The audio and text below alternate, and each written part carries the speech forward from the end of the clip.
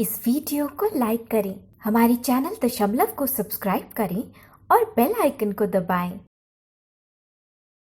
Martin Luther king junior ने एक बार कहा था कि अगर आप उड़ नहीं सकते तो आप दौड़ें, अगर आप दौड़ नहीं सकते तो चलें, और अगर आप चल भी नहीं सकते तो रेंगे, लेकिन अपने लक्ष्य की ओर लगातार आगे बढ़ते रहें। ये बात हम सभी जानते हैं, लेकिन बहुत सारे लोग इस बात को अपने जीवन में उतार नहीं पाते कि अगर हमें अपना लक्ष्य हासिल करना है तो उसके लिए कभी कभी बहुत ज़्यादा ज़िद्दी होना ज़रूरी हो जाता है। मैं आपको एक कहानी बताता हूँ। कहानी है गैब्रिएला एंडरसन की। गैब्रिएला एंडरसन एक मैराथन धावक थी, वो दौड़ा करती थी। 1984 के ओलंपिक में उन्होंने मैराथन में भाग लिया और उस मैराथन में गैब्रिएला 37वें नंबर पर आई। पहले नंबर पे नहीं, दूसरे पे नहीं, तीसरे पे नहीं, ना गोल्ड मिला, ना सिल्वर मिला, ना ब्रॉन्ज मिला, कहीं दूर 37वें नंबर पर आई। लेकिन आज भी वो रेस गैब्रिएला की वजह से जानी जाती है।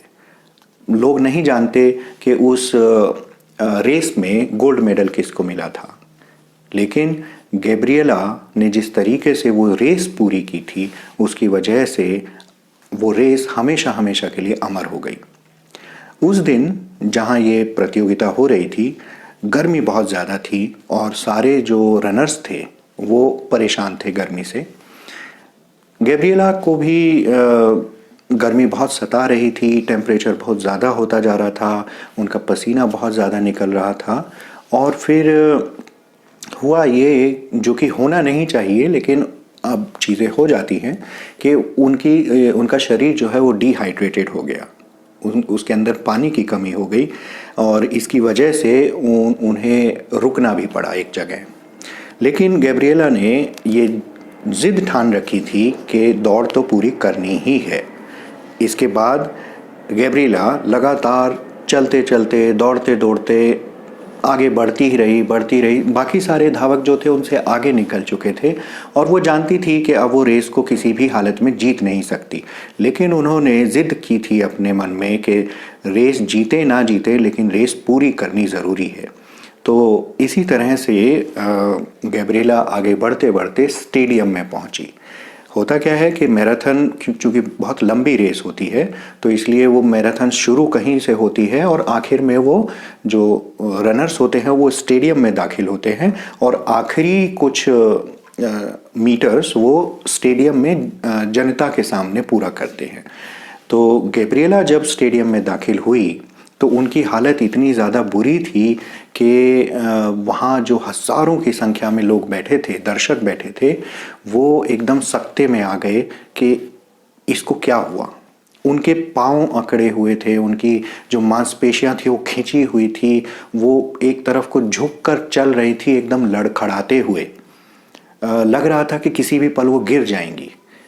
लेकिन गैब्रिएला कदम दर कदम आगे बढ़ रही थी लगातार। बीच बीच में वो रुक भी जाती थी, अपना सर पकड़ के बैठ जाती थी, लेकिन वो आगे चलती रही। उनके मन में बस ये था कि रेस पूरी करनी है। लोगों को लग रहा था, दर्शकों को लग रहा था कि ये नहीं हो पाएगा, उसको गैब्रिएला को देखकर ये लग रहा था कि संभव ही नहीं कि ये महिला इस रेस को पूरा कर पाएगी। हालांकि जो फिनिशिंग लाइन थी वो वहाँ से कुछ 100 मीटर आगे थी, लेकिन लग नहीं रहा था। पर एक एक कदम करते करते गैब्रिएला आगे बढ़ रही थी और लोग गैब्रिएला की इस हिम्मत को सलाम करते हुए पूरा स्टेडियम उठ खड़ा हुआ और उन्होंने तालियां बजाकर गैब्रिएला को हिम्मत दी, उनका अभिवादन किया। और इस तरह धीरे धीरे करते चलते गैब्रिएला आखिरकार फिनिशिंग लाइन तक पहुंची और उसके तुरंत बाद ही वो गिर गई। तो ये जो अपने लक्ष्य की ओर आगे बढ़ने की जो जिद होती है, ये हम सभी को चाहिए होती है। और आप चाहे किसी भी रोल में हो, आपको किसी भी किस्म की विकलांगता है, आप जिम जाते हैं और आप अपना वज़न कम करना चाहते हैं तो भी आपको इस ज़िद की आवश्यकता पड़ती है, क्योंकि 2 बार डंबल उठा लेने से हाथों में ऐसा दर्द होता है कि लगता है कि अब नहीं उठेगा।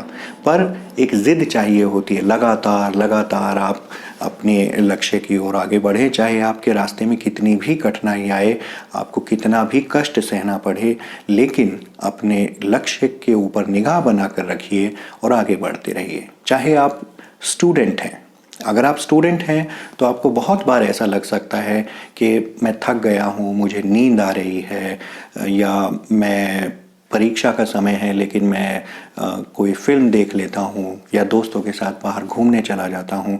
इस सारी चीज़ों से अगर आप ये सारे काम करेंगे तो आप जानते हैं कि परीक्षा में आप वैसी सफलता हासिल नहीं कर पाएंगे। तो स्टूडेंट के तौर पर भी आपको वो ज़िद ठाननी होती है, तभी वो पल आता है, वो क्षण आता है जब सफलता आपके हाथ में होती है। वो पल आता है जब गोल्ड और सिल्वर और ब्रॉन्ज सब कुछ आपके हाथ में होता है। लेकिन उससे पहले आपको बहुत मन को साधना होता है। ज़िद जो है वो शरीर की कम होती है, मन की ज़्यादा होती है। तो मुझे याद है कि एक हिंदी फिल्म है हकीकत, जो 1960 के दशक में कभी आई थी। उसमें एक किरदार ने एक डायलॉग बोला था जो मुझे तभी से याद है जब मैंने पहली बार ये फिल्म देखी थी।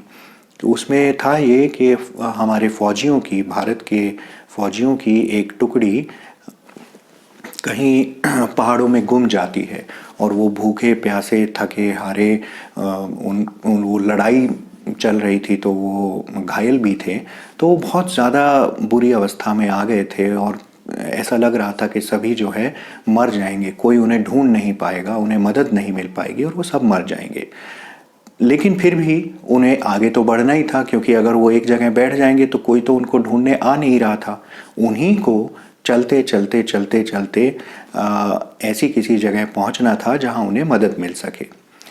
तो ये जो टुकड़ी थी ऐसे ही एक पहाड़ी से दूसरी पहाड़ी, एक नदी से दूसरी नदी, इस तरह से जंगलों से गुजरते हुए आगे बढ़ रही थी। पर एक मुकाम ऐसा आया जहां इस टुकड़ी के कई लोगों ने हार मान ली कि अब मैं इससे आगे नहीं जा सकता, मेरे पैरों में छाले पड़ गए हैं, मेरे पैर गल गए हैं, अब मैं चल ही नहीं सकता।